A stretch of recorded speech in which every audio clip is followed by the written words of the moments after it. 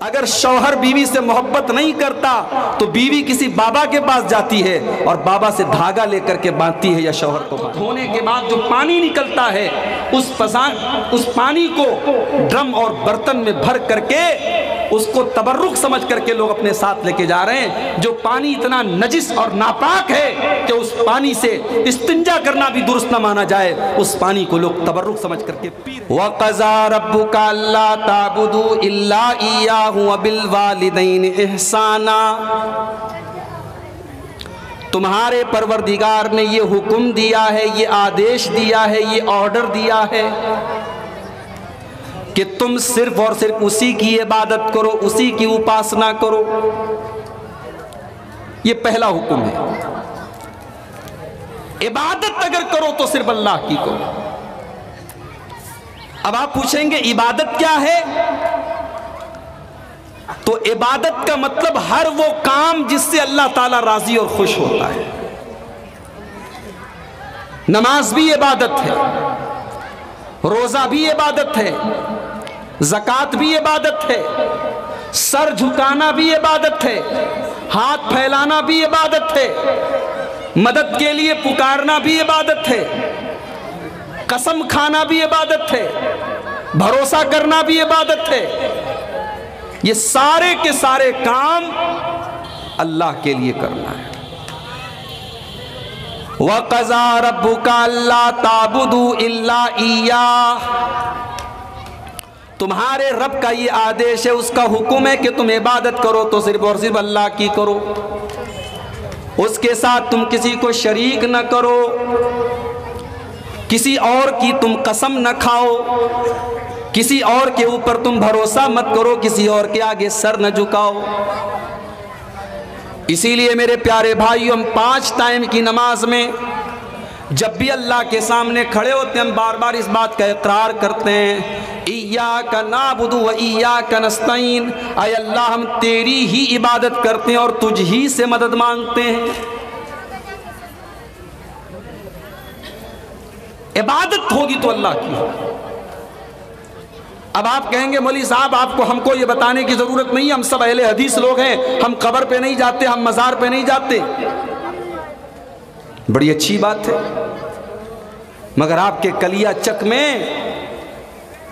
ہم نے یہ حالات بھی دیکھے ہیں کہ عورتیں اپنے بچوں کے بیمار ہونے پر ان کے گلے میں تعویذ پہناتی ہیں. ہم نے یہ بھی دیکھا ہے بچے بیمار ہو گئے, نظر لگ گئی, اب نظر کو دور کرنے کے لیے غلط طریقہ, مشرکانہ طریقہ اپنایا جاتا ہے, گلے میں دھاگا پہنایا جاتا ہے. اگر شوہر بیوی سے محبت نہیں کرتا تو بیوی کسی بابا کے پاس جاتی ہے اور بابا سے دھاگا لے کر کے باندھتی ہے یا شوہر کو باندھتی ہے. کیا یہ شرک نہیں ہے میرے بھائی؟ اللہ کے نبی فرماتے ہیں ان الرقا والتمائم والتولۃ شرک.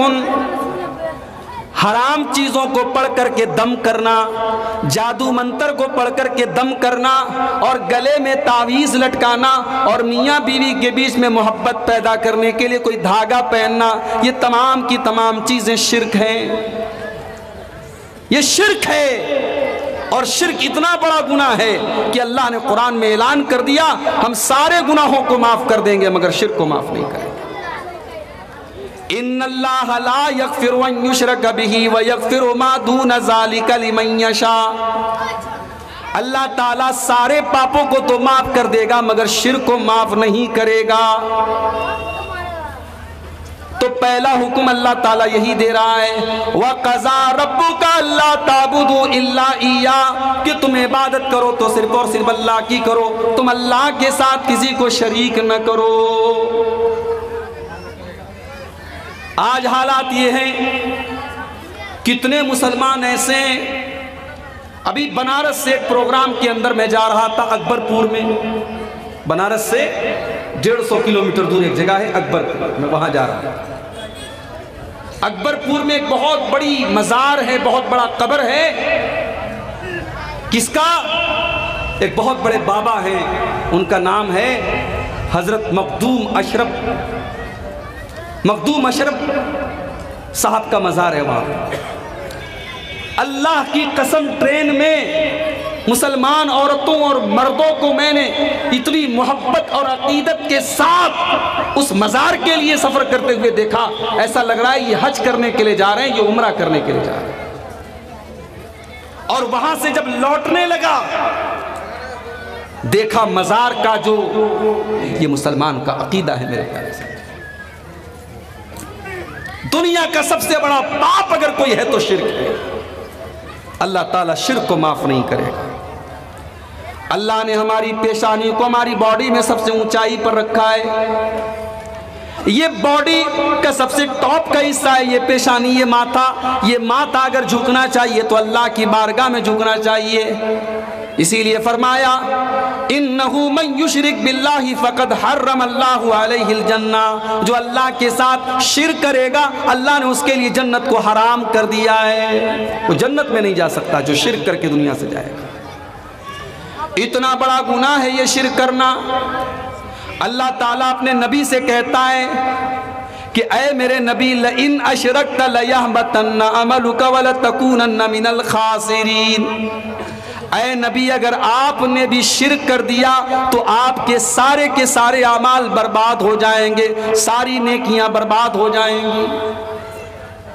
ظاہر ہے اللہ کے نبی شرک نہیں کر سکتے، مگر اللہ تعالیٰ نے اپنے نبی کی امت کو سمجھانے کے لیے انداز اپنایا ہے کہ اے نبی اگر آپ بھی شرک کر دیں گے تو آپ کے سارے عمل ساری نیکیاں برباد ہو جائیں گے۔ تو اپنے آپ کو ہم اور آپ شرک سے بچائیں میرے بھائی۔